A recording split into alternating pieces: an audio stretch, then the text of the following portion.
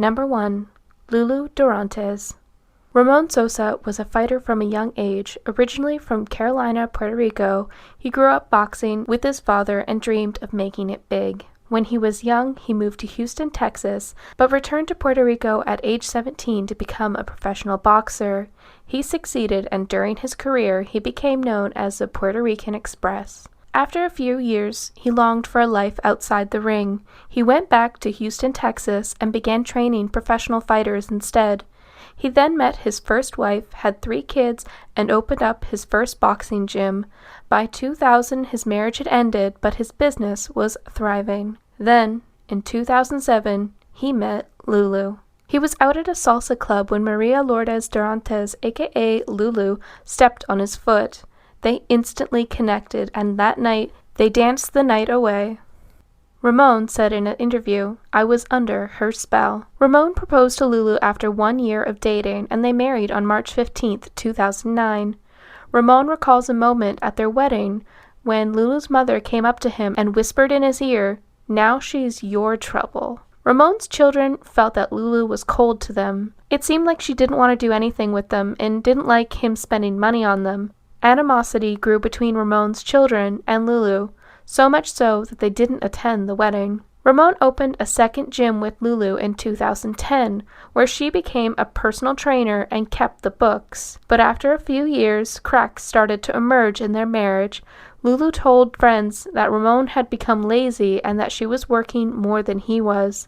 She also claimed that he had been physical with her, grabbing or pushing her and forcing her into sex. Ramon was never charged with those claims. Over time, Ramon grew more and more concerned. Lulu had been in the U.S. on a visitor's visa, but when she got her American citizenship, Ramon worried she wouldn't need him anymore. Around the same time, money started to go missing from the business.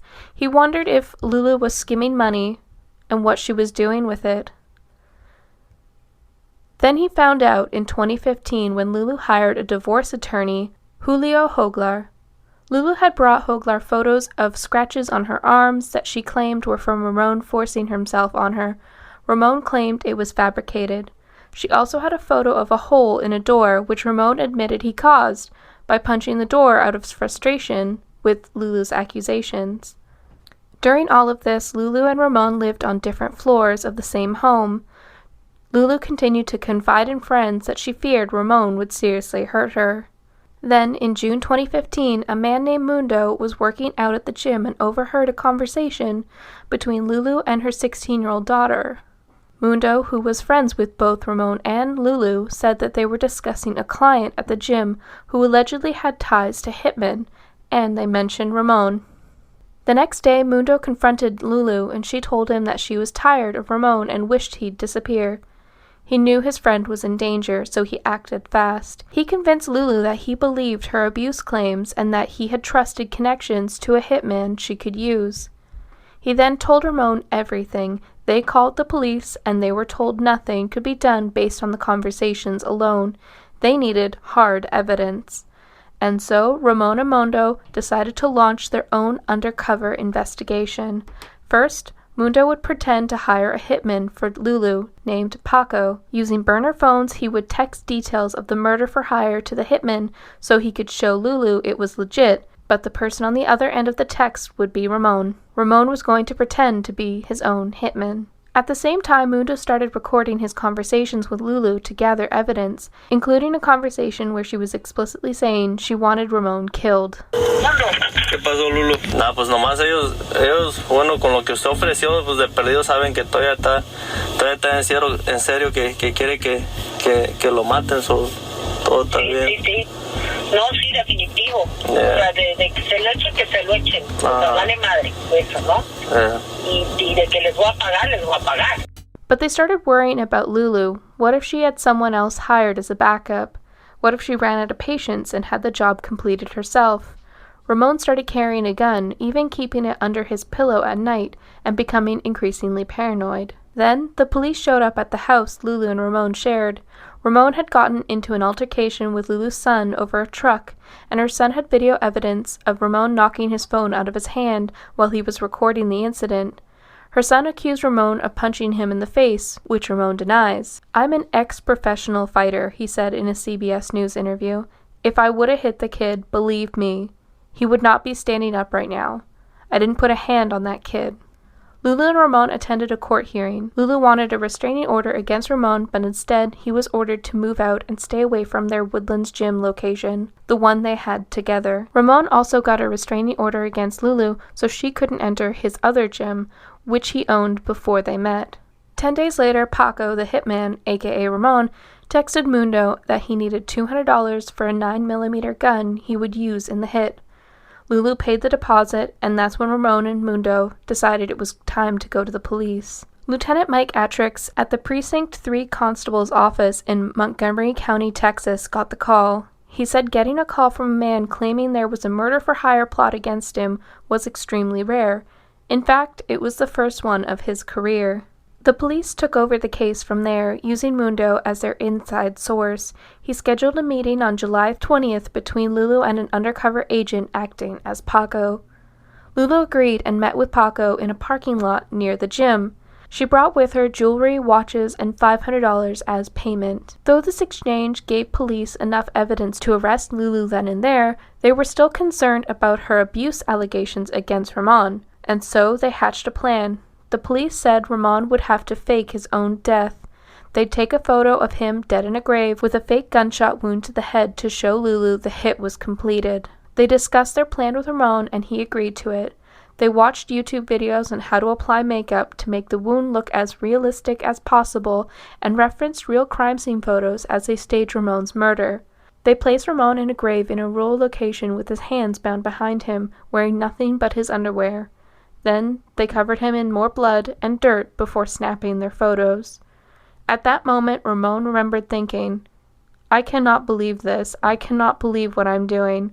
This is what Lulu wanted. Right here, this is what she wanted." On July 23, 2015, the police arranged a second meeting between Lulu and Paco to show her the photo evidence and receive payment. The chilling interaction was captured on video by police and included footage of Lulu laughing.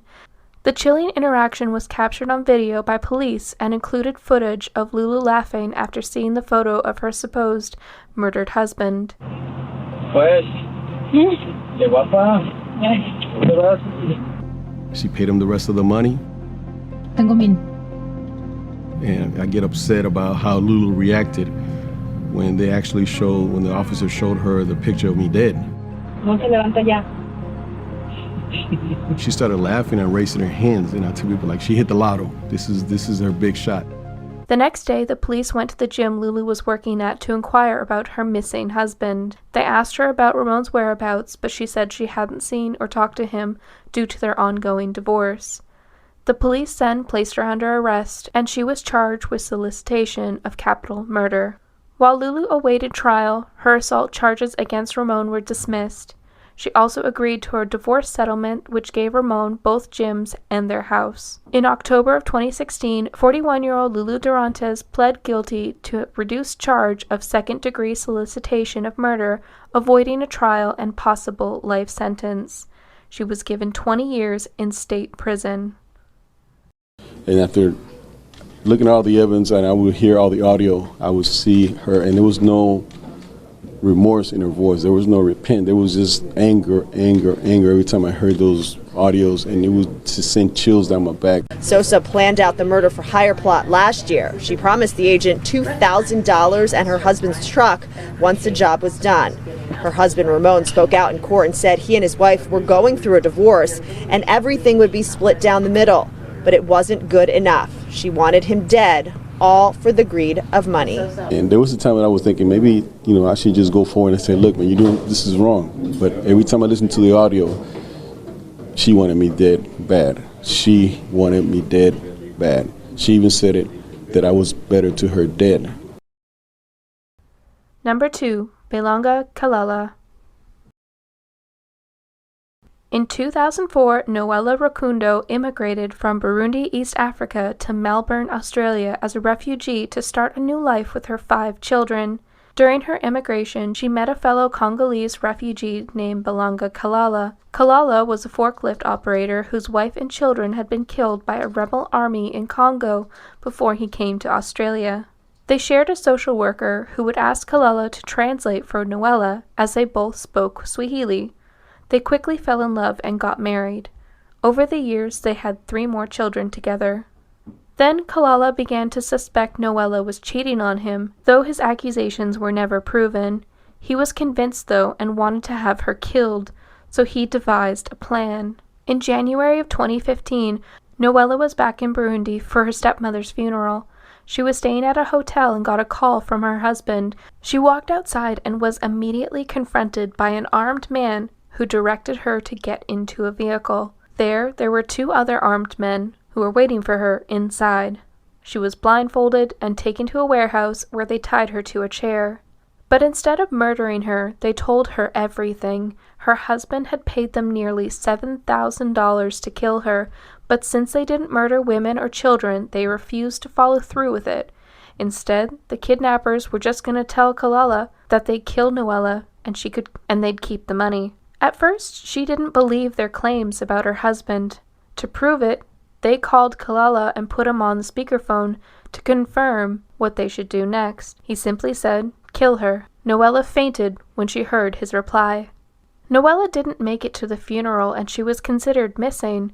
Her brother started to worry. He called Kalala and asked him to send money over so the police could look into her disappearance, which he did. On February 19, 2015, the kidnappers dropped Noella off on the side of the road with the evidence she'd needed to convict her husband of his crimes, including a memory card with phone conversations and payments of receipts. The kidnappers left Noella with one final message: "You have 80 hours to leave the country. Other people may not spare your life like we did." She immediately contacted the Kenyan and Belgian embassies to help get her back to Australia. She also called her pastor, explaining that she was indeed alive and that she needed his help. Back in Melbourne, Kalala told Noella's relatives that she died in an accident. He held her funeral at their home on February 22, 2015. That same day, Noella watched as her loved ones left her very own funeral. Then she stepped out of the car. Kalala, shocked, asked if she was a ghost. He touched her shoulder to see if she was real, and Noella exclaimed, "Surprise! I'm alive!" Kalala began apologizing for everything he'd done, but it was too late, and Noella called the police. The police obtained a court order against Kalala and secretly recorded him admitting to Noella that he'd ordered the hit on her. The police arrested Kalala, who first denied his part in the murder for hire, only to confess after they played the recording. Kalala was charged with incitement to murder on December 11, 2015, and sentenced to 9 years in prison. At his sentencing, Chief Justice Marilyn Warren said, "Had Miss Rukundo's kidnappers completed the job, 8 children would have lost their mother. It was premeditated and motivated by unfounded jealousy, anger, and a desire to punish Miss Rukundo." Number 3, Lawrence Henley. All of you, thanks so much for joining us. We're learning more about an alleged kidnapping plot in Lafayette. It resulted in the arrest of an Acadiana businessman and the death of 2 men who were reportedly hired to kidnap the suspect's ex. August 6, 2017 was a hot summer night in Lafayette, Louisiana. Chandra Handley was at home with her 14-year-old daughter and a neighbor who had come over for a visit. The doorbell rang and Chandra answered, and it was 2 men in blue uniforms who wanted to demonstrate a carpet steamer for her. Chandra declined, and as she did, the men forced their way into her home, holding semi-automatic handguns. They immediately pulled a hood over Chandra's head and handcuffed her, and also handcuffed her daughter and the visiting neighbor. They pulled Chandra out of the house and pushed her into a van, leaving her daughter and neighbor behind. The men driving the van were Sylvester Bracey and Arsenio Haynes, both 27 years old, and they'd been hired by her estranged husband to kidnap her. Her husband, 53-year-old Lawrence Handley, was a business executive from Lafayette who'd become a millionaire by the time he was 30. He ran a software and vitamin business and was chief executive of a drug treatment center that sold in a $21 million deal in 2015. He himself had battled with alcoholism, which he blamed on his immense fortune. Shonda and Handley had married in 2006. 10 years later, they were filing restraining orders against each other due to abusive incidents. Handley filed for divorce and accused Shonda of attacking him, threatening him, and hiring a hitman to kill him. Shonda was charged with 2 domestic violence allegations. Shonda accused Handley of tracking her phone, accessing her emails, installing spyware on her computer, and sending her threatening messages. During their divorce, Handley constantly threatened Shonda, allegedly telling her that Armageddon was coming.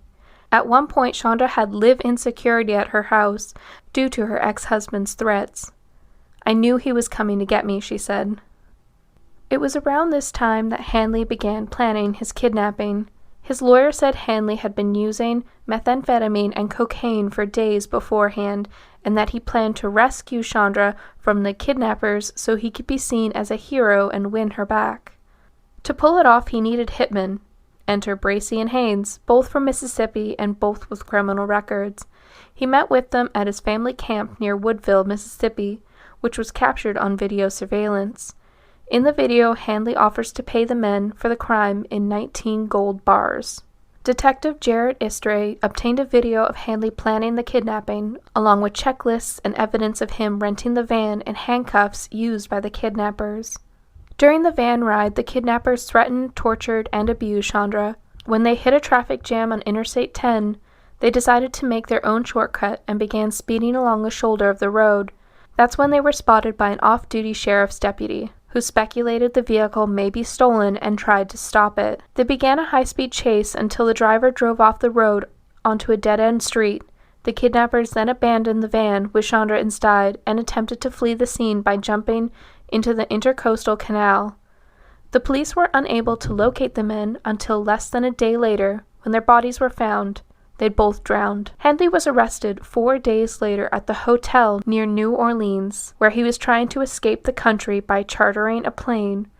In July of 2021, he pleaded guilty to 2 counts of second-degree kidnapping and 1 count of attempted second-degree kidnapping. He faced up to 35 years in prison. Handley originally pleaded not guilty by reason of insanity, which was disallowed after he was determined to be mentally competent enough to stand trial.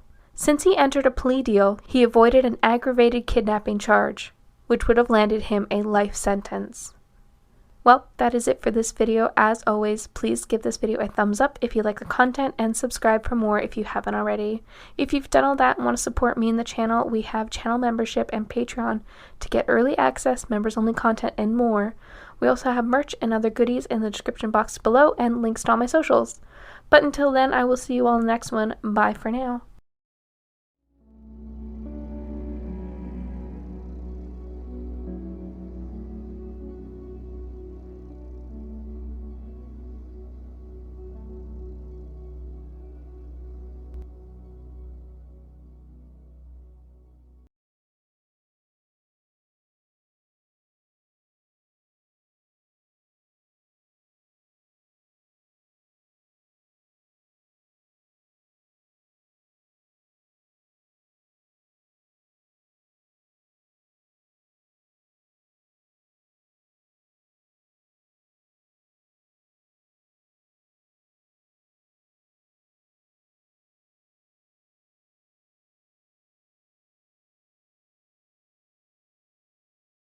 Number 1. Angel Brown.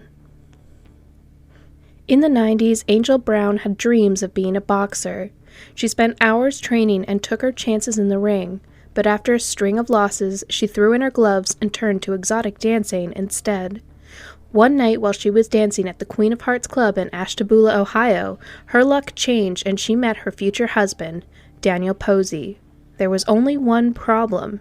Daniel was a married father of 3. And he was a good father, too, according to his ex-wife, Lisa Luke. But their marriage fell apart after one of their children was diagnosed with leukemia. Then Lisa had caught Daniel having an affair. Daniel had visited Lisa and their sick child at the hospital, and he was dressed suspiciously well.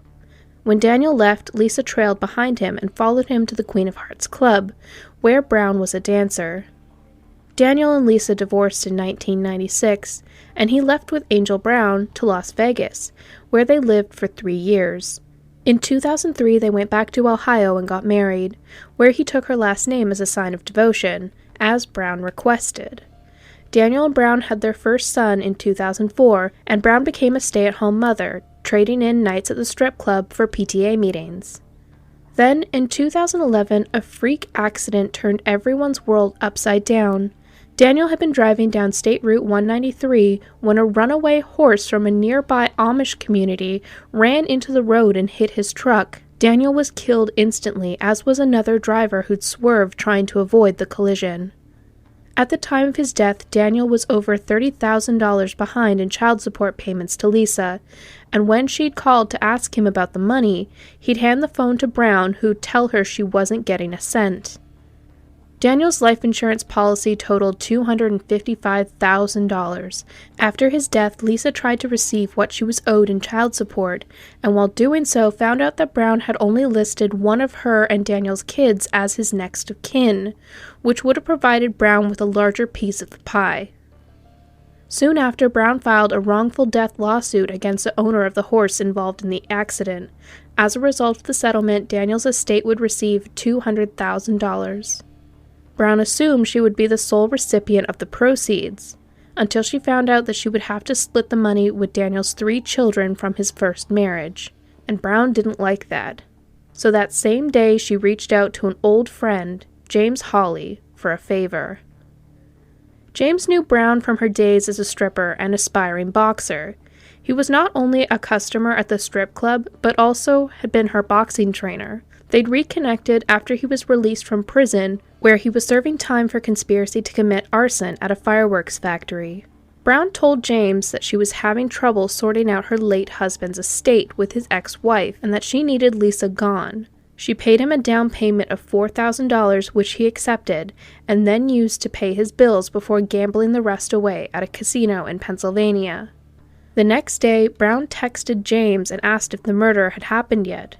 He told her it would be done that night, but instead, he made his way to the police and reported her to the Ashtabula County Police Sheriff, William Johnson. James told Sheriff Johnson that of course he never intended to carry out the murder-for-hire plot, but he worried that Brown would try to hire another hitman instead. While the police were interviewing James, Brown sent him another text calling off the murder. She told him to keep $1,000 of the down payment for his troubles. As per police instructions, James called Brown back and told her he'd already spent the money and asked if she still wanted the murder done. "Go ahead and do it," Brown responded. Police then outfitted James with a hidden camera and sent him to Brown's house to discuss the deal. They met on her front porch, where she relayed her worries about being caught. She even patted him down, looking for a wire. James later contacted Brown and told her he'd murdered Lisa. And when he asked what she wanted done with the body, Brown told him to make it disappear. Brown was arrested soon after. According to Detective Sean Ward, who transported Brown to the police station after her arrest, Brown repeatedly stated, "You don't understand why I did it. She was going to take everything from me." Brown told police that she never gave James any money to kill Lisa, and that she was only joking when she told James that she wanted Lisa dead. But police found evidence on Brown while they were booking her, including James's business card, a $2,000 money wrapper, and receipts from the bank totaling large sums. During the trial, Brown pleaded not guilty and claimed that the whole incident was misinterpreted by investigators and that the entire scenario was based on a $150 marijuana deal, but the police had recordings, including a phone call between Brown and James, where she told him that she wanted Lisa's body to disappear, but didn't want to be implicated in her death. Brown asked Judge Ronald Vittel for lenience, since a guilty verdict would result in her and Daniel's 9-year-old son losing both of their parents. Her lawyer urged that she received a probation sentence instead, but Judge Vittel didn't budge, telling her, "You should have thought of your child when this whole preposterous event started. Your child was not your number one consideration." In August of 2013, after just 2 short hours of jury deliberation, Brown was found guilty on 2 counts of conspiracy to commit aggravated murder and was sentenced to 9 years in prison. Following Angel's conviction, D'Artagnan goes to live with his cousin Linda and her husband. I wrote a letter to the prison for her to stop writing me, but she still keeps writing me. I'm not afraid of her. I don't care that when she gets released, as long as she stays away from me. Thoughts about James Hawley are that essentially he quite possibly saved my life. He did the right thing. The events took a huge toll on Lisa and her children. After learning about the murder for hire plot, Lisa obtained a permit for a handgun for self-protection and called the police multiple times when she feared people were lurking outside her home. Lisa said, "From the day the detectives showed up at my door and told me that a murder was planned upon me, my life has been terrible. I don't feel safe going anywhere." When they came back guilty on both counts, it was a huge relief, not just for us, but for Lisa. When the verdict was read, I was so happy. The judge at sentencing gave Angel Brown 9 years. It wasn't the maximum, but under Ohio law, it was probably as close as he could get to the maximum. As it turns out, even prison couldn't keep Brown out of trouble. In 2014, while serving her time at the Maryville Reformatory for Women, Brown was accused of making threats towards a woman who was seeking custody of Brown's son. The woman claimed that she was receiving threatening letters from Brown saying, "Wait till I get out." The woman was also afraid that Brown would send someone to come after her. No further information about the incident has been released.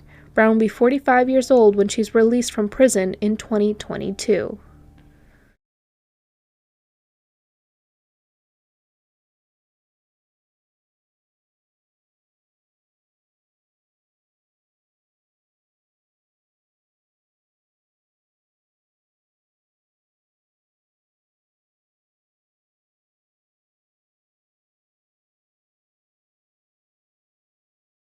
Number 2.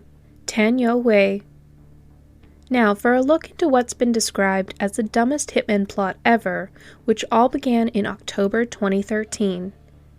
It started when a Chinese real estate developer, Tan-Yo Wei, wanted to get revenge on his business competitor, a man known as Mr. Wei.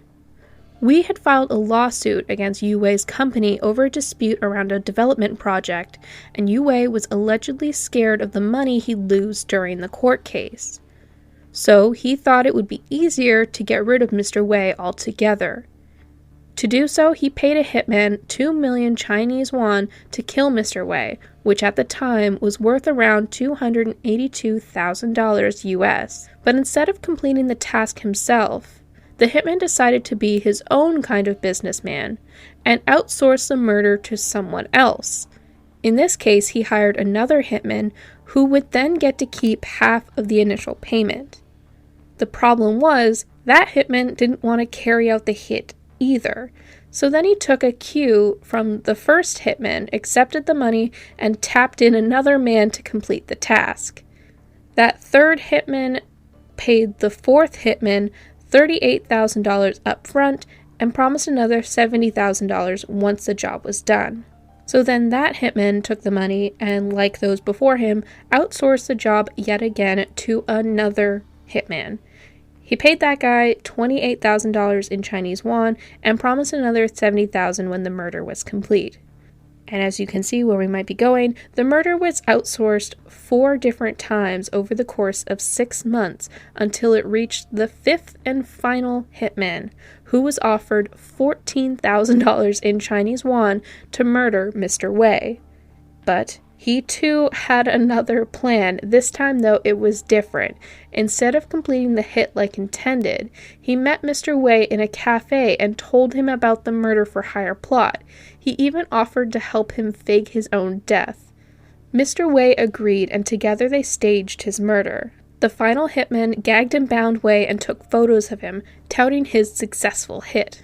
The message was sent from an outsourced hitman to outsourced hitman to outsourced hitman until it finally got back to the first Hitman, the original hire, and by that time Mr. Wei had reportedly told it all to the police.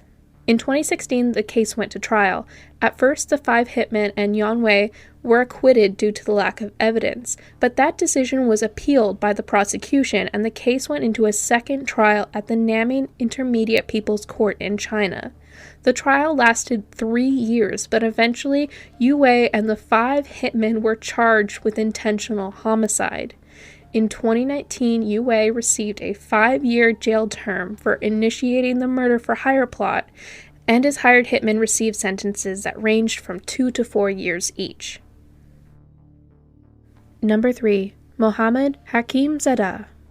It was October of 2016. Stephen Portlands had just finished grocery shopping in Scarborough, a region of Toronto, Ontario, when he got a cab to help him on his way home. The driver, 55-year-old Mohammed Hakimzadeh, was the owner of his own cab and limo company. As they drove, the driver talked to Stephen about his life, more specifically, his wife, who'd left him a year prior. Now they were battling for custody of their kids. According to Stephen, the driver talked about how he wanted to get revenge on his wife and daughter for the harm they'd caused him, that he wanted to kill his wife and her family court lawyer. Stephen, who'd faced over 100 convictions himself, claimed that he initially planned to rip off the driver. He lied and told him he knew a Hell's Angel hitman from Quebec that he could connect him with. But then he started to worry that Hakimzadeh would actually go through with the hit one way or another, so instead he went to the police. Working together with the police, Stephen contacted this driver and told him he'd introduced him to the hitman he'd mentioned, Mark, who was actually an undercover police officer. Mark and Hakimzadeh met several times over the course of the next month until they eventually settled on a price of $50,000 per murder. According to the courts, Hakimzadeh was paranoid about being found out, so when he met with Mark, he'd write down the most incriminating parts of the conversation out of fear of being recorded. The undercover officer, whose identity is protected under the media publication ban, said in one note stated, "I don't want her alive," in reference to his wife. He said Hakimzadeh wanted the murder to look like an accident. He also gave Mark the name and address of his wife's court lawyer, who he wanted to be killed as well. Hakimzadeh told the undercover officer that he thought the lawyer should be shot while she was entering the courthouse where the custody battle was being held, in busy downtown Toronto. According to the undercover officer, Hakimzadeh made a throat-slitting gesture when discussing her murder. In the conversations recorded by the undercover officer, Hakimzadeh said that lawyer is to be gone when asked if he wanted the body to be found, or if he wanted it to make the news. He replied, "In the news, if it's in the news, it's better." He told the undercover officer that he would pay to have his former wife disappear and to no longer exist. But then he changed his mind. Instead, he wanted to first frame his wife for a gun and drug possession. He wanted Mark to plant cocaine and a gun in his wife's car. Then Hakimzadeh would call the police so she would be imprisoned. Allegedly, he wanted his wife to feel the same way he did when he was jailed for a week after being charged with violating a court order and threatening his child.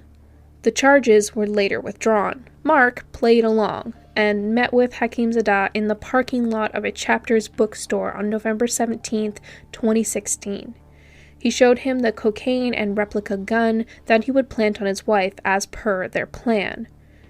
The men agreed, and shortly after, he was arrested. During the trial, Superior Court Justice Robert Goldstein said Hakimzadeh consistently tried to obstruct the legal process, as he hired and fired numerous lawyers throughout most of the proceedings. Hakimzadeh maintained his innocence during the trial and instead accused the police of trying to frame him by tampering and editing with the recordings they had. Judge Goldstein had said he was concerned about his mental health, as he'd physically and mentally deteriorated over the 3 years he was in custody awaiting trial. He underwent a mental health assessment and was declared fit to stand trial. In January of 2020, Hakimzadeh was found guilty on 5 counts of counseling to commit an indictable offense, including 2 murders, transfer of a firearm, trafficking cocaine, and public mischief. Judge Goldstein said he would have imposed a sentence of 11 or 12 years, but due to Hakimzadeh's deteriorating mental and physical health, he lowered the sentence to 9 years. His lawyers later appealed his sentence to the Court of Appeal of Ontario in a bid for less punishment, but it was rejected by a panel of judges. Judge Goldstein said that Hakimzadeh had a particular animosity towards women, specifically those that had angered him. Just as you don't need a weatherman to tell you which way the wind blows, you don't need a psychologist to tell you that Mr. Hakimzadeh is a misogynist, he said.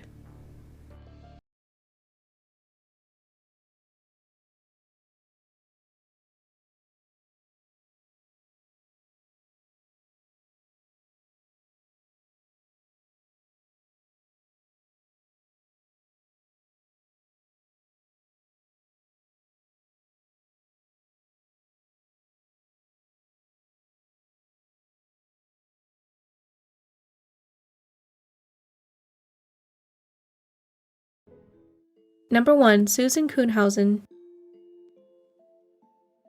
In January 1988, Susan was 33 years old, had a successful nursing career, and was ready to settle down. She hadn't had much luck dating and opted to place an ad with a matchmaking service to find her perfect someone. Her ad read, "Single white female, 33, overweight but not over life, seeks single male who wants more out of a relationship than just slender. Active healthcare professional, enjoys exploring Northwest, interested in conversation, good times with someone who is intelligent, thoughtful, and full of humor. Must be emotionally and fiscally mature. If you are seeking a bright, funny lady who is adventurous enough to advertise, then please reply." 2 weeks later, she got a reply. 40-year-old Michael Kuhnhausen responded. Michael was recently divorced with 2 kids. He told Susan he was a Vietnam veteran, but now worked as a janitorial supervisor. The couple exchanged phone numbers and started chatting. Susan was extroverted, her job as an ER nurse was stressful, and she liked to decompress after a hard week by spending time with friends, traveling, and being out. Michael was more of a homebody, and when they were dating, he had no issues with Susan going out. After 5 months of dating, Michael moved into Susan's home in Portland, Oregon, and after almost a year of dating, the two tied the knot in Reno, Nevada, in an intimate ceremony on December 10, 1988. At first, all was well with the couple. Susan adored Michael's kids and felt that their family was complete. However, after a few years of marriage, cracks began to form in their relationship. After years of marriage, Michael suddenly started questioning Susan's spending habits. Though she made significantly more money than he did, which had never bothered Susan, it did cause issues with Michael as he tried to dictate how she spent her money. He also started having angry outbursts, which had started becoming more and more frequent. His outbursts were apparently because of the trauma he had experienced during his time in the military. When Susan investigated his military history, however, she discovered that Michael had never seen combat and had worked a desk job, which wasn't what he'd told her. His outbursts became increasingly angry, and it began to scare Susan, and she placed an ultimatum: go to counseling and get help, or divorce. By 2005, little had changed in their marriage, and Susan brought up a trial separation. Michael moved in with his father, but the couple still saw each other often, and by now they had grandchildren, and they attempted to keep things as normal as possible for their family, attending family events together and maintaining a friendly relationship. All the while, they still tried to work on their marriage in hopes of reconciling. However, Susan came to realize that while they were separated, she was thriving, and she started enjoying her life for the first time in years and came to the realization that she didn't want to be married to Michael anymore. She asked him for a divorce in the summer of 2006. After that, her relationship with Michael began to deteriorate. On September 6, 2006, Susan came home from a nursing shift at Providence Portland Medical Center. She needed to get ready to attend a nursing convention out of town. She disarmed her home alarm system, walked through the mudroom, and found a note by the microwave from Michael saying, "Sue, haven't been sleeping, had to get away, went to the beach." Susan had asked him to house sit, and she guessed this was his answer. Michael always had a key to her home and had his own alarm code. Susan never had a second thought about changing it after he'd moved out. She walked to the front of the home and checked the mail. Coming back in, she noticed something odd. Her bedroom was very dark. She thought she'd left the curtains open that morning, something that she did every day. When Susan approached her bedroom, a man jumped out from behind the door. The man was 5'9", almost 200 pounds, wearing a baseball cap pulled low, with slacks, a striped shirt, and yellow rubber kitchen gloves. He was also holding a red and black claw hammer. The man attacked her, hitting Susan in the head several times. Susan knew she had to do something or she was going to die. Susan began the fight for her life. She wrestled the hammer away from the man, but then lost it in the struggle. She fought ferociously, hitting, biting, even going as far as tearing through his pockets to leave further evidence. She thought she was going to die, and if she was going to, she was going to leave as much evidence as possible. She remembered something her father had told her. He said that if she was ever attacked, to get as close to the person attacking as possible. His reasoning was that if you are close to someone, it minimizes the impact of the blows. Her father also worked in construction, and he told her that if she ever had to use a hammer in self-defense, to always use the claw end. Her job as an ER nurse had also inadvertently trained her for a moment such as this. Nurses in the ER are faced with unpredictable patients, and they were required to regularly attend self-defense classes. Until this night, Susan had never been required to put that training into action. Susan wrestled with the man until she managed to swing her leg over his body and got her left arm around his neck. She got the man into a chokehold. She kept asking, "Who sent you here?" Susan kept him in a chokehold until he changed color and stopped moving. The fight lasted 14 minutes. After he stopped moving, Susan grabbed the hammer and rushed to the neighbor's house so they could call 911. This is a portion of that transcript. 911 dispatcher. What did she use on him? She strangled him. What else did she do? The neighbor. She put a chokehold on him. Dispatcher. I've got help on the way. Stay on the line. Neighbor. She has the hammer here. Dispatcher. Don't touch it. Don't touch it. Just leave it there. Neighbor. She hit him in the head several times. That's the hammer he had with him. She struck him and she strangled him, and she thinks he's dead. Dispatcher. Was he by himself? Neighbor. Did he have anybody with him? No. She expressed a concern it may have been her ex-partner who sent the person. Dispatcher. Have there been any problems with her ex-husband or her ex-partner? Neighbor. She did talk to Mike, her ex-partner, and asked him to house sit for the cats, and he said that he couldn't do it. He was on his way to the beach. He left her a note. He knows the alarm. Dispatcher. Okay, that's good information to pass to the officers. When the police arrived at her house, they found the man in the hallway deceased. The wallet in his pocket revealed him to be 59-year-old Edward Dalton Haffey. It was discovered after an autopsy that Haffey had a near-lethal dose of cocaine in his system at the time he attacked Susan. He had an extensive criminal history and was known to abuse substances. Susan was never charged. The police considered the action self-defense. Haffey had a lengthy criminal history, including murdering his ex-girlfriend in 1991. He only served 9 years in prison for her murder. Police first thought it was a burglary, but there were no signs of forced entry into the home. The next day, Susan went into the house with a friend to pack a bag, and while there, they found a backpack in the basement that Susan had never seen before. Inside, there were several personal items, and it was quickly determined to belong to the man who had attacked her. Inside was a pay stub, medication, some other stuff, including information that implicated her ex-husband, Michael Kuhnhausen. A date book that said, "Call Mike, get letter." Alongside was Michael's new cell phone number. The pay stub was also for the company that Michael worked for, and Haffey was a Vietnam vet. They'd worked together for 2 years, and it hadn't taken long for detectives to put 2 and 2 together. Susan had told the police that the alarm was set when she'd come home, so her husband must have deactivated it for this man, as he was the only other person with the code information, likely when he dropped off the note. Authorities started to look for Michael. On September 8th, they found he had left a suicide note at his father's place. A portion of it read, "All I ever wanted was to be loved, and every time I had it, I fucked it up." The police put out a bulletin for him, and they had also discovered through financial records that he'd purchased a revolver. On September 13th, they finally found him outside the Kaiser Sunnyside Medical Center, saying he was checking himself in and had nothing left to live for.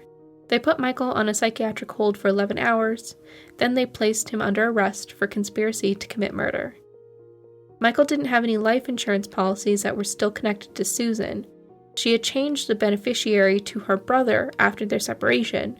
However, he was still on the deed to the house they'd shared. It was worth $300,000. If Susan died, he would get the house. During his initial interrogation, Michael denied any involvement with Haffey. Officers showed that they had evidence that the two worked together, but he still tried to claim he didn't know him. Later, he said, "I didn't do it. Just because I know the guy doesn't mean I did anything." During his trial, there was overwhelming evidence that Michael had been involved in an attempt on his ex-wife, including a man that Michael and Haffey had approached to help. They offered the man $5,000, but he declined. On August 30th, 2007, Michael pleaded guilty to conspiracy to commit murder. He was sentenced to 10 years in prison. He admitted to offering Haffey $50,000 for her murder. Susan gave the following statement at his sentencing hearing. "I am damaged by what you have done to me. You took advantage of a desperate person to do a desperate thing that you were too cowardly to do yourself. If I ever believed that you deserved to be dead, I would have at least had the balls to kill you myself." Susan was always afraid that Michael would come and try again when he got out of prison. She moved, put up security systems, put gravel around her house so she could hear anyone coming. She even got a gun and learned to shoot. She sued and won a $1 million lawsuit against her ex-husband, stating she hoped he would not have enough money to try again. Michael was set to be released on September 14th, 2014, but in June, 92 days before his release, he died of prostate cancer. It was a death that was sad for Susan, but also brought a great deal of relief. She said in a statement to the media, "I didn't mourn his passing. Instead, I mourn the life he could have had if he could have just opened his heart for those of us who cared about him." Susan also said that she joined the Kuhnhausen family in hoping he would find the peace he didn't find in this world. To this day, Susan spends her time talking to people about her story. She is an activist for victims of crime and hopes that in sharing her story, she might help others. She still says that killing her attacker was the hardest thing she ever had to do. She had a hard time with the media portraying her as a hero. Her boss gave her a piece of wisdom that stuck with her. "They're not calling you a hero because you killed a man. They're calling you a hero because they want to believe, given the same circumstances, that they too might survive."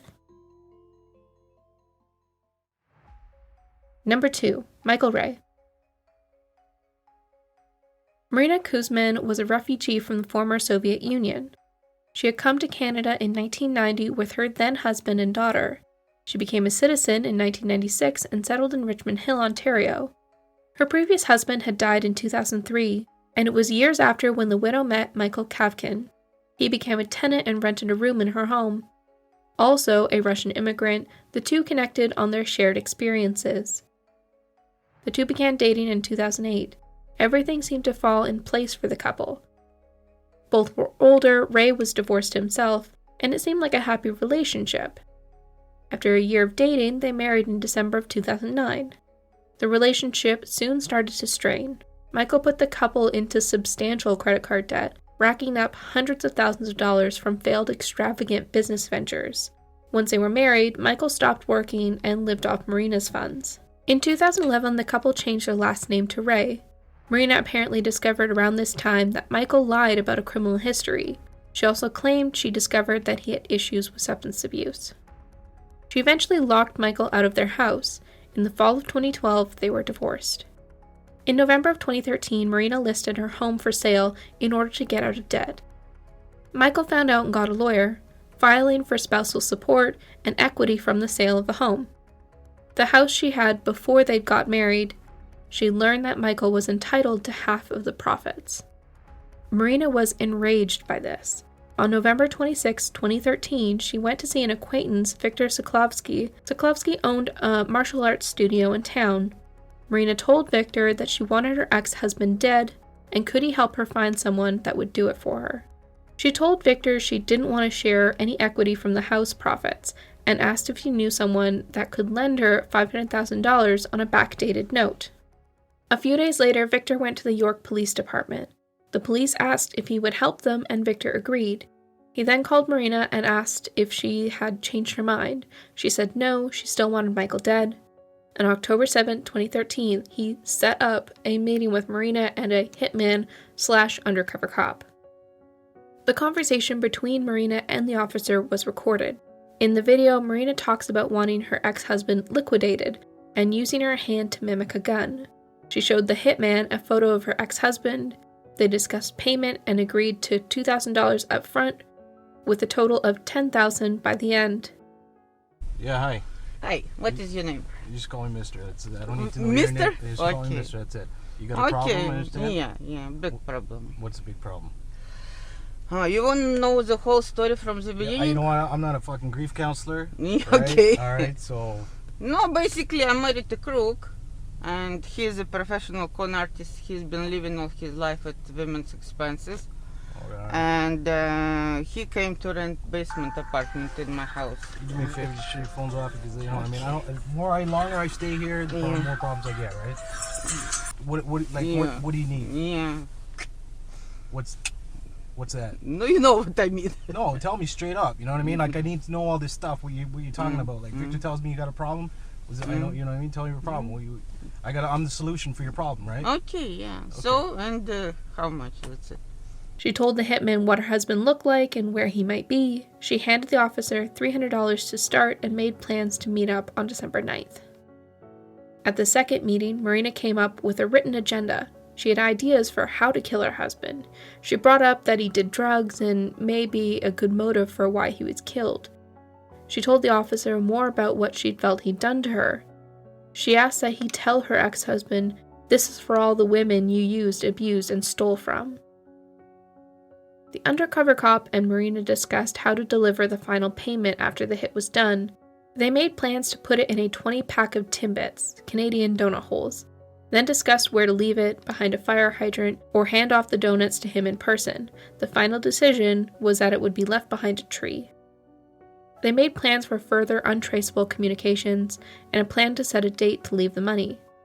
She then handed over the rest of the $1,700 advance, and before she left, the officer asked if she was sure she would not have a chance to change her mind. Marina was arrested shortly after the final conversation with the undercover cop. Marina spent 143 days in pre-trial custody before a judge ordered a guilty verdict. A 64-year-old Marina Ray would go to prison. The Crown had asked for 6 to 8 years. The defense had asked for time served. She was sentenced to 5 years of incarceration and less than 8 months. At 64 years old, Marina Ray would go to prison. The Crown had asked for 6 to 8 years. The defense had asked for time served. She was sentenced to 5 years of incarceration minus the 8 months of time served. Marina filed for a stay on her conviction, saying that she was entrapped by the police. The judge found that there was nothing in the evidence that showed entrapment. Marina then filed an appeal stating that she was in extreme emotional distress, that she went along with it in fear of herself and her family. Marina lost this appeal in 2020.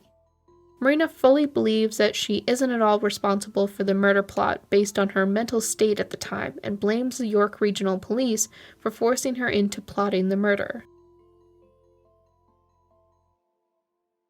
There's not much known as to what Michael is doing now. There's no further information as to what happened to Marina after her appeal. It is assumed that she is still incarcerated, though she should be scheduled for release in 2023.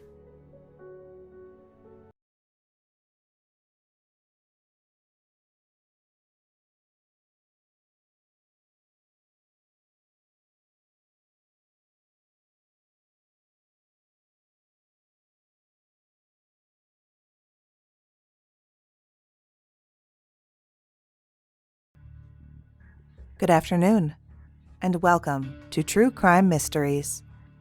If you are new to the channel, hello and welcome, and if you are returning, welcome back. Today, we are discussing 4 more hired hitman fails. You guys really like these videos, and so do I. But first, This is your friendly reminder to subscribe to the channel and hit the notification bell so you know when I post. But with that being said, let's get into it. June Picard and Francis Noble. Rita Mansour had been happily married to her husband for 3 years. Rita, 31, and her husband, 32-year-old Francis Noble, were even talking of expanding their family and having kids. When she and Francis married, he had moved into her condo in El Cajon, California. Unexpectedly, his mother had also followed him in the move. Rita didn't exactly get along with her mother-in-law, but had tried to make it work the best she could for the sake of her marriage. She and Francis had been planning a cruise to get away and maybe start trying for their first child, and she had been excited about the trip. She had been shocked when, while she was getting in her car to go to work on January 12, 2012, she said she was intercepted by 2 detectives. She didn't believe what the detectives were saying. They spent several hours convincing her that there was a hit placed on her by her husband and mother-in-law. She wouldn't believe them until she was shown video evidence. The investigation had started only days before, on January 7th, when the El Cajon Police Department received a call from a concerned citizen. An old classmate of Noble's had bumped into Picard at the mall. The two started conversing, and the conversation turned sour pretty quickly. He said that Picard had asked him to assist her in killing her daughter-in-law. The man said he would help Picard, but instead he called the police and agreed to assist them instead. The man helped connect Picard to a hitman, who was in fact an undercover police officer, and the officer quickly set up the first meeting. Picard and Noble met the officer in the Parkway Plaza Mall, where they discussed what they wanted to be done. June, I'm sorry we're having me on this. We want to get rid of her. I mean, the woman's dead. She's Chaldean American, bless her little heart. She's sitting on $80,000 in her savings account. If we tried to strangle her, choke her, we'd have our handprints all over her. We was originally thinking maybe something in the radiator and make the car blow up. All we just need is that one DFA card back. The rest of them, take them, run them out to the max.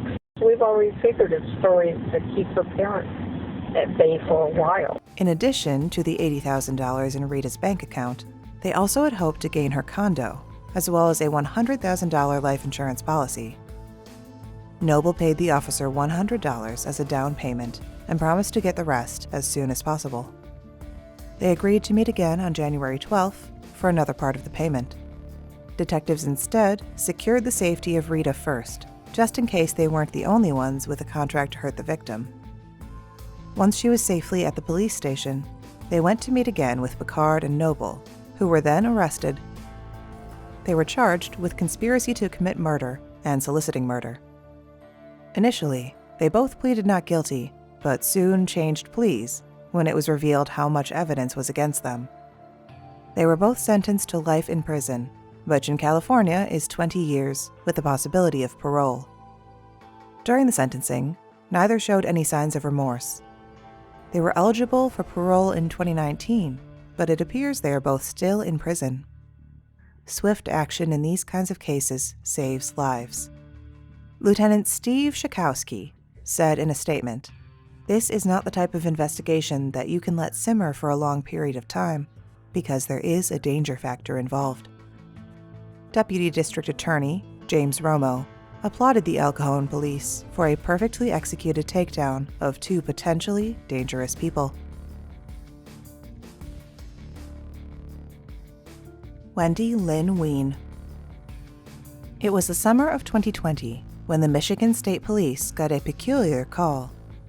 A man, Bob Innes, ran a parody website called Rent a Hitman, and since its inception, he has gone through the process of reporting people who reached out to him via the website looking to hire a hitman. Yeah, so I brought some show and tell.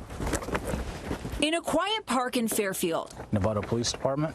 Cases from Indonesia. Wearing dark sunglasses to partially protect his identity. There's some emails that she had submitted. Bob Innes showed us his pages and pages of printed out emails. This is just a lot of solicitations from people around the world. Inez has been getting these messages for over a decade from all sorts of people hoping for some help. How do you describe yourself? Cyber Crusader is, and I'm the webmaster of rentahitman.com, your point-and-click solution. Yes, Inez runs rentahitman.com, a website he launched in 2005 when he started an IT business. And it was a play on words, rent as in hire us, hit as in web hit, visitor, traffic, analytics, that kind of thing. The business soon fizzled, but the site took on a life of its own. When Inez checked the email attached to the website a few years later, he had hundreds of unread messages with several dark requests. What is the best way to handle it? It's scary, because they walk among us. I mean, I've had cases out of Lake County and Stockton and LA. I'm working on a case right now with the LA County Sheriff's Department. It really makes you wonder about who's out there. Are they your neighbors? Are they your business associates? You never know. Inez said that on July 17th, 2020, a woman had reached out to him after filling out a service request form from the site. Initially, she had used a pseudonym, but Inez had responded asking for more information, which included her real name and other personal information. The 50-year-old woman, Wendy Lynn Ween, said that she needed a highly skilled field operative to help her with an issue regarding her ex-husband. She wanted him dead. Inez forwarded the information to the Michigan State Police, who took over communication with Ween. Rentahitman.com had been established in 2005. The undercover detective set up 2 meetings with Ween. At the first meeting, she provided the officer with her ex-husband's home address, place of employment, and work schedule. She had also agreed to pay the service fee of $5,000. During an audio recording that was submitted to the court as evidence of their meeting, one can hear Ween state, "I want him gone." She also stated she hoped this site was legitimate because she didn't want to go to jail. At the second meeting, Ween gave the officer a deposit of $200, after which the officer had been able to arrest her. Ween was charged with solicitation for murder and using a computer to commit a crime. She had allegedly wanted her ex-husband dead due to inappropriate behavior. Ween pleaded guilty and said that she had been going through a lot at the time when she had sought out a hitman, saying to the courts, "At the time, I was going through so much I couldn't catch my breath.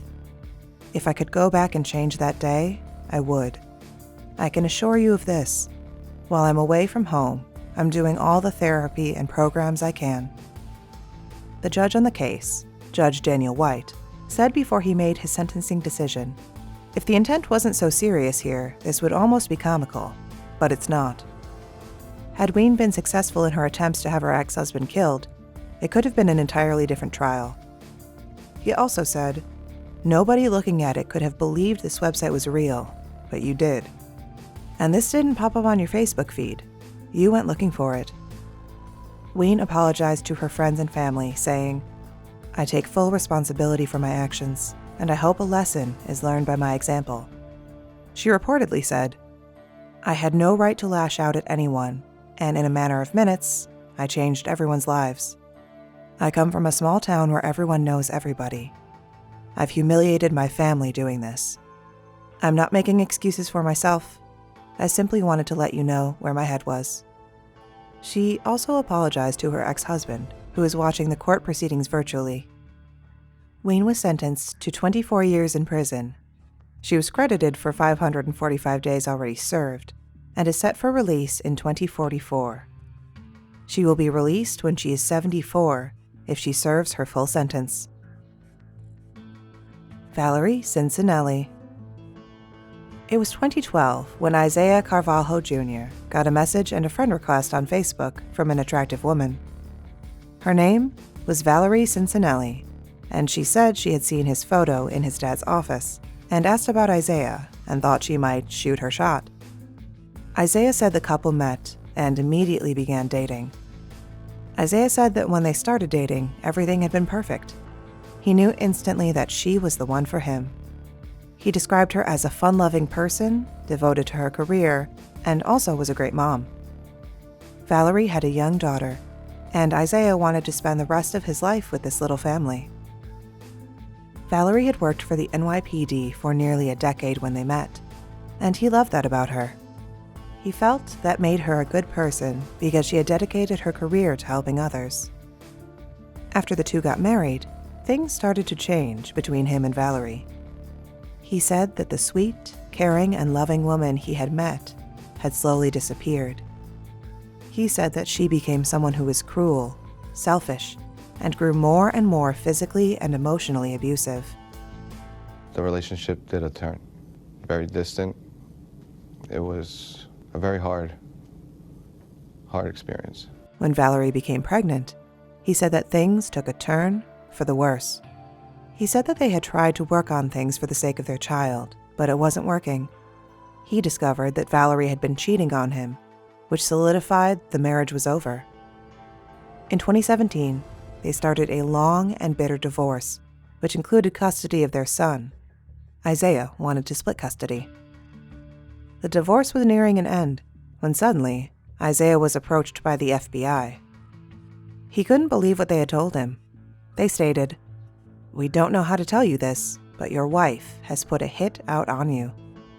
They revealed that it had been Valerie's new boyfriend, John DeRubba, that had reported Valerie's intentions to the FBI. DeRubba had met Valerie while she had still been married to Isaiah. He said that while Valerie had been on patrol, she saw him while he was washing his car and said hi. The two spoke for a few minutes, and DeRubba asked if she was married. She said that she was, but her patrol partner leaned over and yelled, "Not happily." He said the two added each other on Instagram and began messaging each other. She came by in a patrol car. And as she came by with the patrol car, she slowed down, said hello, and I said hello to her, and we started chit-chatting, and then I was joking around. I said, "Are you single?" And she says, "No, I'm not single." And then her partner leaned over and he says, "Well, she's not happily married." Eventually, they began dating while Valerie finalized the separation with Isaiah. DeRubba was 50 years old when he and Valerie met. She was 20 years younger, but he described it as love at first sight. They even got matching tattoos. DeRubba described their relationship as rocky, but it was often blamed on stress from Valerie's divorce. He noticed that Valerie had begun to get increasingly paranoid that Isaiah was going to get a portion of her pension. She started talking about needing Isaiah to disappear. Then, DeRubba began to notice a more concerning trend. Valerie began to get increasingly jealous about his relationship with his teenage daughter. Valerie didn't want him spending time or money with her, as she viewed it as time and money that could be spent on her and her children. She had even asked, more than once, to stop seeing his daughter altogether. It was in February 2019 when Valerie approached him with a plan for them to spend more time together. She wanted DeRubba to arrange for her ex-husband to be killed, and also his 14-year-old daughter. DeRubba said that he agreed because he was scared, and said he knew a guy who could get it done. Instead of calling his friend of a friend, he called the FBI. DeRubba wore a wire, as well as provided text messages showing what Valerie wanted. He had thought that the hitman should take Isaiah to a rough neighborhood to avoid any connection.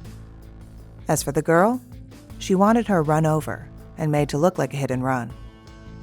Under the instruction of the FBI, DeRubba informed Valerie that he had secured a guy who had accepted the contract. He said that the guy needed $7,000 and it needed to be converted to gold to be clean. Valerie got the cash and gave it to DeRubba, who was to convert the money to gold. The FBI enlisted Isaiah's help to aid them in their investigation. They didn't feel they had enough evidence to tie Valerie to the statements, so they wanted to stage Isaiah's death to try and get incriminating statements out of Valerie. He cooperated, and the FBI staged it to look like Isaiah had been shot while in his car. Photos were taken and sent to DeRubba as proof the first murder had been carried out, and then agents went to Valerie's home on Long Island to give her the news that her husband had been murdered. They arrived at her apartment and delivered the news. DeRubba had been with her at the time wearing a wire. When the agents left, Valerie immediately began to discuss the alibis and what they should say if they got brought in for questioning about Isaiah's murder. She also instructed him to delete all of their text messages from their phones, saying that it was possible that law enforcement may subpoena their cell phones for investigation. The elaborate sting operation had taken weeks to conclude, But finally, they had enough evidence to arrest Valerie Cicinelli. In May 2019, she was arrested and charged with 2 counts of soliciting murder, obstruction of justice, and was held without bail while she awaited trial. Following her arrest, she was also suspended from the NYPD without pay, and she was later terminated. I'll be acquitted because I did not do this. Isaiah's just concerned about his son, and he's just very thankful, as always, to law enforcement. They've been wonderful with him, protecting him. Initially, she claimed she was innocent, but the evidence against her was damning. The audio and video recordings of Cicinelli discussing the murders are extremely strong evidence of her intent to have them killed, federal prosecutors said of the ex-officer. Her ex-husband wanted her sentenced to the highest sentence available and asked the judge to give the maximum sentence, arguing that his ex-wife is a narcissistic sociopath and a master manipulator. She later agreed to a plea deal that would drop the 2 charges of solicitation to commit murder if she pleaded guilty to the charge of obstruction of justice. This charge carried a maximum of 5 years as opposed to the 20 she had previously faced. The plea was granted, and a judge sentenced her to 48 months in prison. When I found out about the plea, I was furious. I thought she was being given a free pass. I truly believe she will find someone to finish the job when she gets out, Carvalho told the court. With good behavior, Cicinelli could serve less than half of her sentence and be out at any time. Isaiah Carvalho is fearful for what the future holds. He currently has sole custody of his son. His lawyer said on his behalf, "Not a day goes by that my client doesn't look over his shoulder," adding, Mrs. Cicinelli had tried to hire a hitman once and is fully capable of doing so in the future.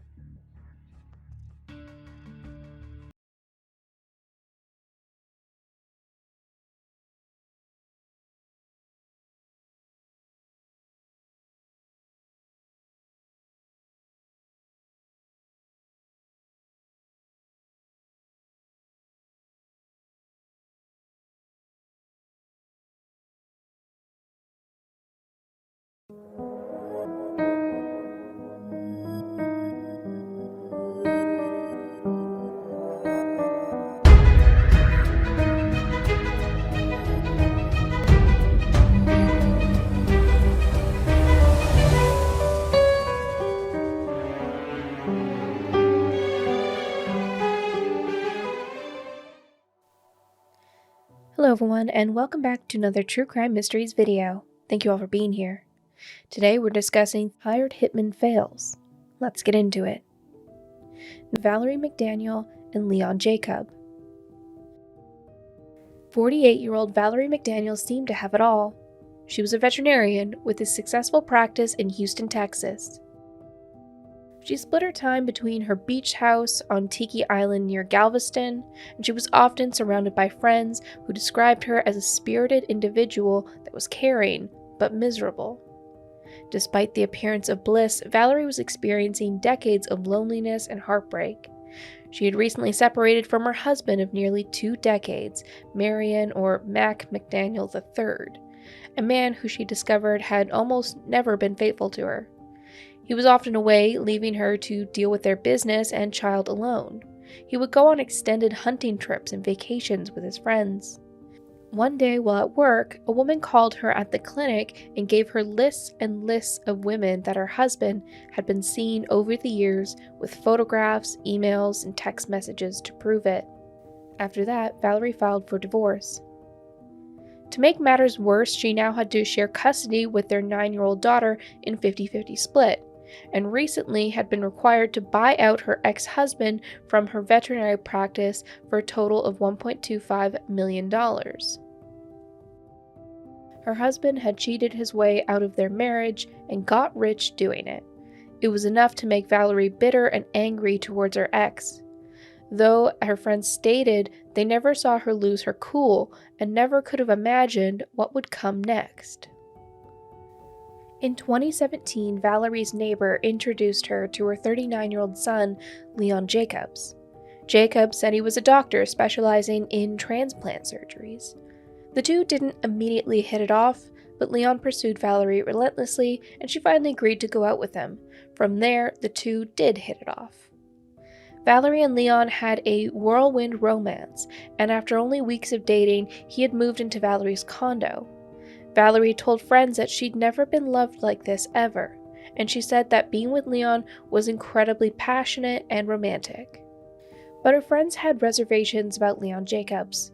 Though charming, they found him to have a huge ego, he was arrogant and incredibly self-centered and materialistic. They expressed their concerns about the relationship, but Valerie didn't want to hear it. Soon, the two were talking about marriage.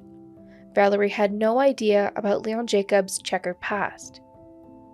He was the son of very successful divorce attorneys. He'd grown up in affluent neighborhoods in the best schools with the best opportunities and anything he could have ever wanted. He went to med school in 2005 in the Caribbean island of Grenada. From there, he came back to the US to start his residency program in Texas but was dropped. After that, he moved to Ohio and entered another residency program, but was terminated as well when his supervisor discovered he had lied about patient care and stated that he lacked the medical knowledge required to practice medicine. In 2012, he was arrested and accused of burglarizing the home of a hospital administrator in Ohio. Again, he pleaded down to a misdemeanor of criminal trespass. No explanation was given as to what he was doing there or why he was breaking into that home. Jacobs had been married for 11 years, and his wife had filed for divorce in 2013, citing abuse. After her filing, she also needed to get a protective order against Jacobs for stalking and intimidation. There had been emails, texts, voicemails with Jacobs threatening bodily harm if she didn't take him back. He was charged with aggravated stalking and intimidation, but pleaded down to cyber stalking, and the other charges were dismissed. By 2016, Jacobs found himself unhireable and broke, eventually filing for bankruptcy. He eventually moved back to Houston where his parents lived. There he met a woman named Megan and the two began dating, but it wasn't long before that relationship also ended in criminal charges. In 2017, Megan called the police for domestic violence. Her lip was split, and she said that Jacobs had grabbed her face violently during an argument.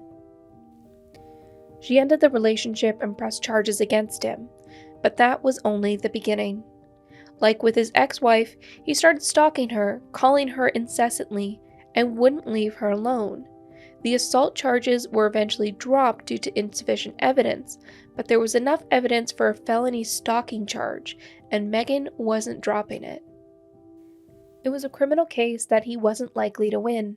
Due to the criminal charges, Leon Jacobs was now ineligible to acquire a medical license in Texas with a felony. While Jacobs was dealing with his legal issues, Valerie was also having legal troubles. She wanted primary custody of her daughter, and her ex-husband was fighting it, leading to a contentious custody battle. And one day, Jacobs came to her with a solution to both of their problems. A man he knew, named Motaz Azah, was going to take care of their issues. Azah was an ex-military buddy of Jacobs, and for $5,000, 2 Cartier watches, and a MacBook, he was willing to take out Megan and Mac. Jacobs gave his buddy a deposit of $9,000, and then Azah disappeared. When he disappeared with his money, Jacobs reached out to a mutual acquaintance and revealed to him that Azah had stolen his money. When asked why Jacobs had given him the money, Jacobs revealed enough information to draw concern, and that acquaintance called law enforcement, believing Megan might be in danger. Police had been able to locate Azah and arrested him, and in order to avoid criminal charges himself, he was offered immunity to tell them what Jacobs had planned for his ex, and he took the deal. Law enforcement decided to set up a sting operation, which first involved protecting the potential targets, in case someone else had been hired, and then Azah was sent in along with an undercover cop to meet with Jacobs and Valerie to discuss the murder-for-hire plot. The four met at an Olive Garden, sharing a booth in the corner. Valerie showed up having just left work, still wearing scrubs with her name embroidered on the chest. Jacobs orchestrated the conversation, careful to use broad language, but it was clear who was the driving force behind the plot. Between the unlimited salads and breadsticks, Jacobs revealed that he wanted Megan kidnapped and injected with potassium chloride to stop her heart, and left to be found somewhere. For Mac, they felt a robbery gone wrong would be the best, at his home, when he didn't have their daughter. They would get the rest of the payment after the murders were carried out. Once that money was sent, they could both be arrested. Law enforcement arranged the fake deaths of the victims, posing them and setting crime scenes and taking detailed photographs. The evidence was sent and the final payment was made. When law enforcement showed up at Valerie's condo to deliver the death notice, when in actuality Mac was in his car in the parking lot waiting to pick up his daughter once they were arrested. Law enforcement started by saying that Mac had been murdered, but then yelled, "Cut!" and started reading them their Miranda rights, informing the two that they would be arrested for attempting to solicit capital murder. Sarah, when Miss McDaniel emerged from the jail's processing center here about an hour ago, a group of energetic reporters, of course, pursued her for comment, but she did not seem to be in a conversational mood. Why would you want your ex-husband killed? Out of jail on bail, but certainly not out of hot water. 48-year-old Valerie McDaniel, a successful Montrose veterinarian, has a starring role in a sordid tale.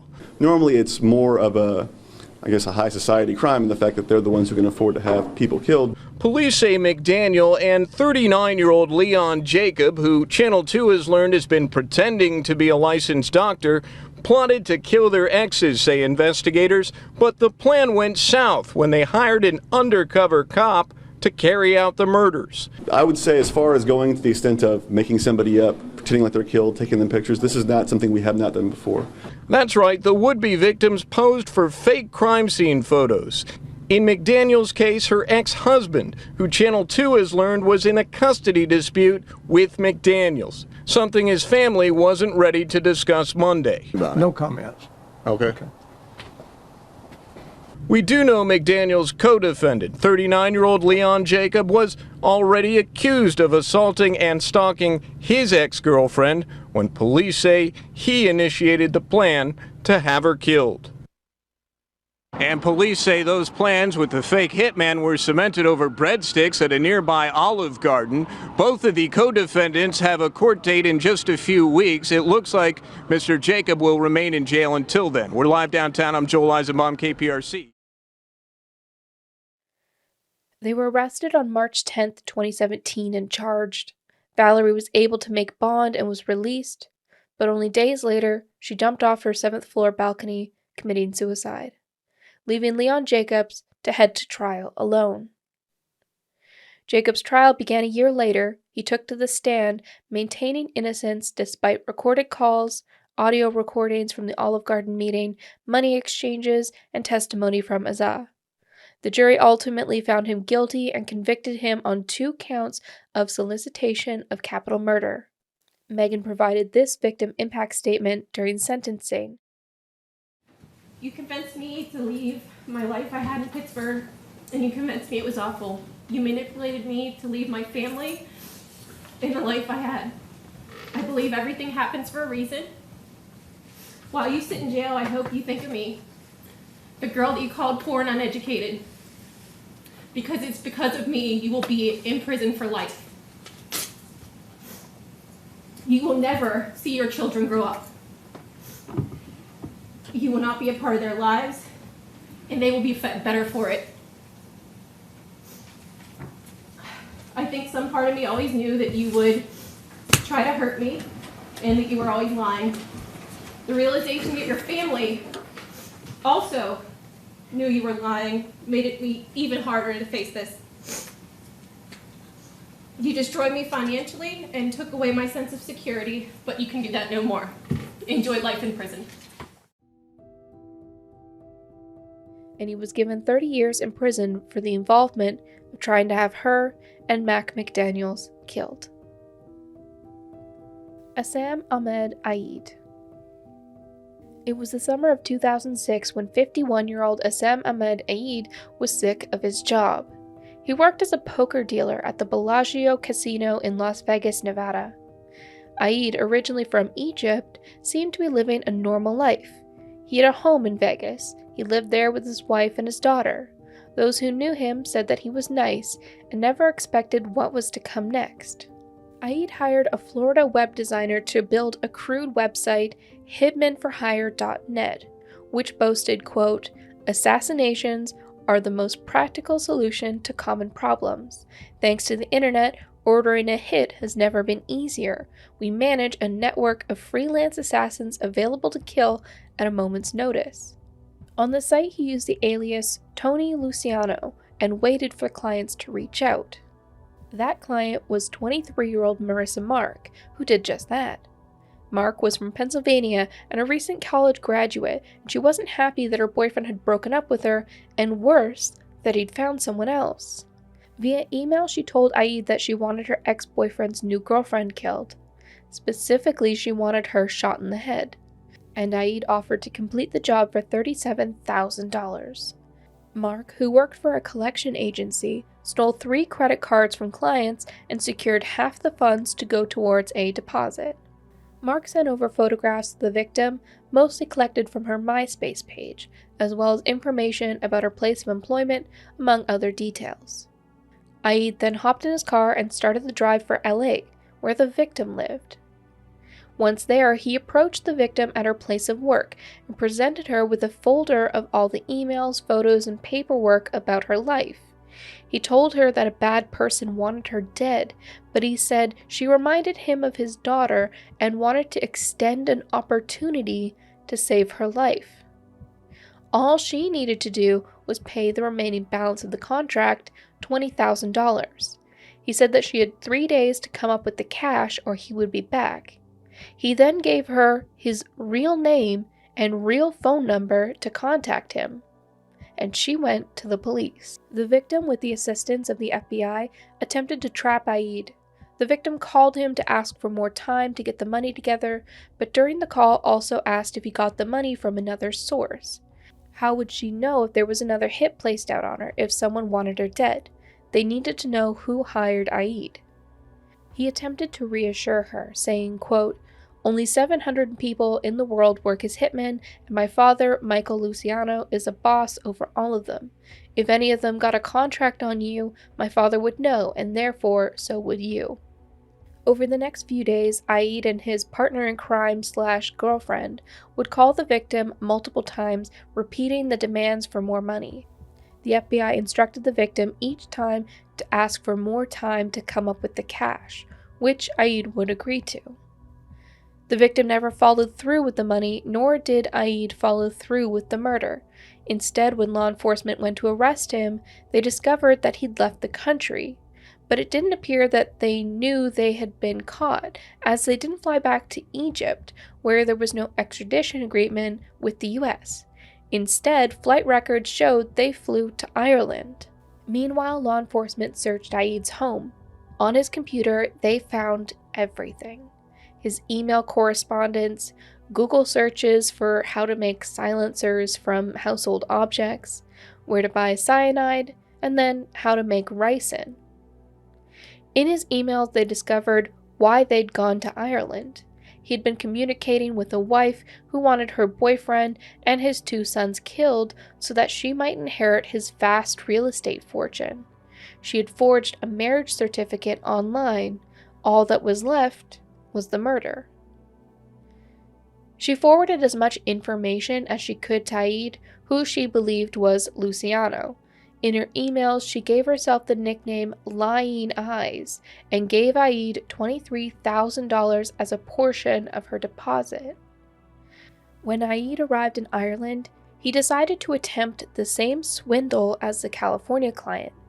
He approached one of the victims, PJ Howard's oldest son, and told him that a bad person wanted him, his brother, and his father dead. All they had to do was pay off the contract for 100,000 euros, or about $158,000 USD. Aid and his girlfriend were swiftly arrested in Ireland.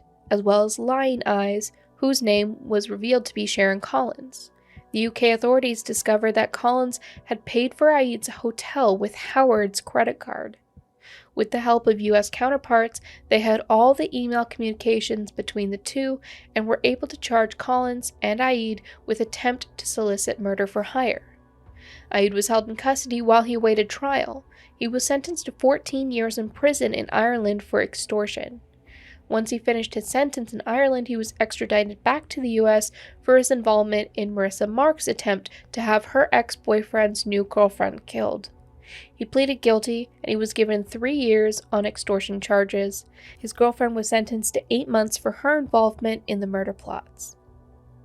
On the US side of things, Marissa Mark was arrested for attempting to solicit a hitman. She was given 6 years in prison and was also extradited to Trinidad as she was in the US on a student visa.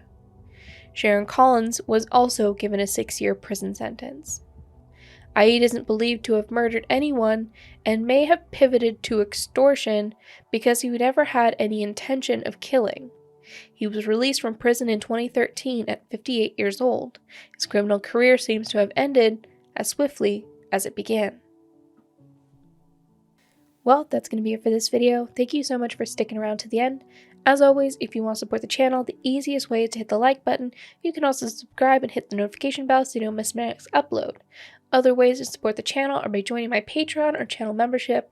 I also have merch, and you will find all the links in the description, plus a few extras. Don't forget to follow me on Instagram, TikTok, and Twitter for more, and, more recently, Twitch. But with that being said, thank you so much for being here and supporting what I do. It is very appreciated. That's it for me. I'll see you on the next one. Bye for now.